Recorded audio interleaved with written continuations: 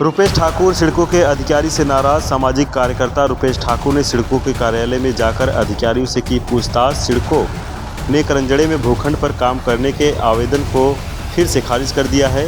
सिडको के अधिकारी किस अधिकार से अदालत द्वारा दिए गए स्टे ऑर्डर को रद्द करने का फैसला लिया है, ऐसा सवाल खड़ा किया है और ठाकुर ने इस मुद्दे पर अधिकारियों के ऊपर बहुत बड़ा भ्रष्टाचार करने का आरोप लगाया है और कहा कि हम इस बार फिर से अदालत में शिकायत करेंगे।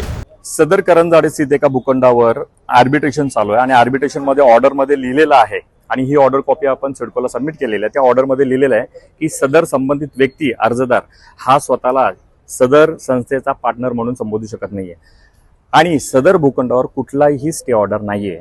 तरी पण आज कोपास मधून ती फाईल क्लिअर झालेली आहे असताना देखील सिडकोने हा लेटर काढलेला आहे।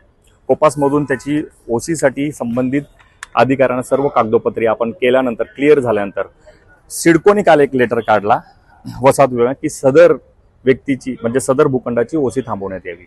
मला एक समजत नाही, जर कोर्टापेक्षा हेच अधिकारी मोठे आहेत का की यांनी कुठले पैसे खाल्लेले आहेत का? कारण ज्या एनओसी वर स्वतः जॉईंट एमडीची साईन आहे आणि जी एनओसी स्वतः जॉईंट एमडीने दिलेली आहे तीच एनओसी नंतर हे थांबवतात आणि सांगतात की तुम्ही याची ओसी देऊ नका। या भोंगळ कारभारासाठी आज आम्ही इथं सिडकोमध्ये त्यांना जाब विचारला पण त्यांच्याकडे जाबच नव्हता। संबंधित व्यक्ती येऊन त्याच्या स्वतःच्या हँड रिटन मध्ये लेटर देतो आणि ते लेटर देतावेळी तो काही संबंधित अधिकाऱ्यांना कुठलेही पेपर सादर करत नाहीयेत।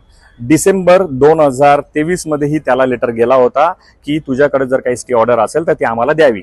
त्यांनी कुठलाही 7 दिवसामध्ये पेपर सादर केले नव्हते आणि आज पण त्याला तेच लेटर दिलेलं आहे की तू आम्हाला 3 दिवसामध्ये सांग। पण यांच्या भोंगळ कारभारामध्ये काही एनओसी ड्यूज होतात आणि ते एनओसी निघता 7 ते 8 महिने जातात। याला सफर करतात आमचे फ्लॅट धारक। त्या बिचारांची काही चुकी नसताना या फक्त मुजोर अधिकाऱ्यांच्या भ्रष्टाचारामुळे आज सिडको माजलेली आहे।